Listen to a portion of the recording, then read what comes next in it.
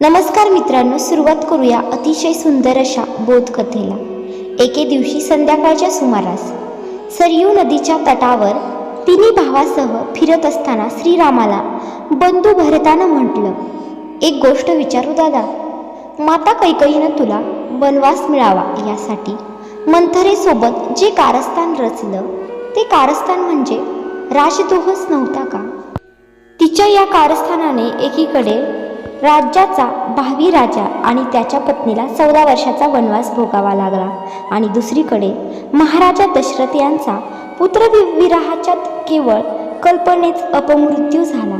अशा कारस्थानासाठी सामान्य नियमानुसार तर मृत्यूदंडच दिला जात असतो, तर मग तू जी तुझी ही आई आहे अशा कैकेयीला दंड का नाही दिलास?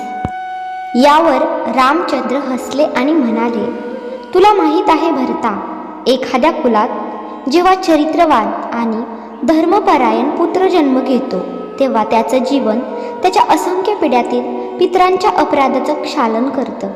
ज्या आईनं तुझ्यासारख्या पुण्यात्माला जन्म दिला असेल तिला दंड कसा बरं देता येईल भरता? यावर भरताचं काही समाधान झालं नाही। तो म्हणाला, हा तर मोह आहे दादा, आणि राजाचा कायदा मोहापासून मुक्त असायला हवा। तेव्हा दादा, तू कृपा करून मला एका राजाप्रमाणे उत्तर दे की तू माता कैकेयीला दंड का नाही दिलास? असं समज की तुला हा प्रश्न तुझा लहान भाऊ नव्हे तर अयोध्येतील एक सामान्य नागरिक विचारतोय। श्रीराम गंभीर झाले। काही क्षण मौन राहून श्रीरामचंद्र म्हणाले, हे भरता, आपल्या नात्यातल्या किंवा जवळच्या कुणा व्यक्तीला त्याच्या अपराधाबद्दल शिक्षा न करणं हाच या सृष्टीचा सर्वात कठोर असा दंड आहे। माता कैकेयीनं आपल्या केवळ एका अपराधाचा खूप कठोर असा दंड भोगला आहे।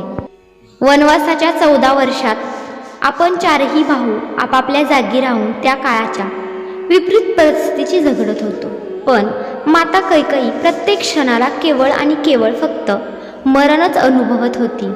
आपल्या त्या एका अपराधासाठी तिनं आपला पती गमावला, आपले 4ही पुत्र ती गमावून बसली, स्वतःचं सर्व सुख सन्मान तिनं गमावला, आणि तरीही आपल्या हातून घडलेल्या अपराधाच्या सततच्या जाणीवेतून ती कधीच मुक्त होऊ शकली नाही। वनवास संपला तसा परिवारातील उर्वरित सगळेच सदस्य आनंदी आणि सुखी झालेत, पण तिला कधीच समाधान लाभू शकलं नाही।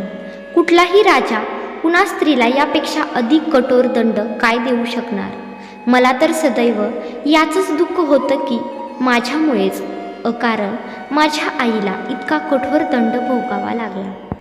रामाच्या नेत्रातून अश्रुधारा वाहत होत्या आणि भरतासह सर्व भाऊ निशब्द होऊन गेले।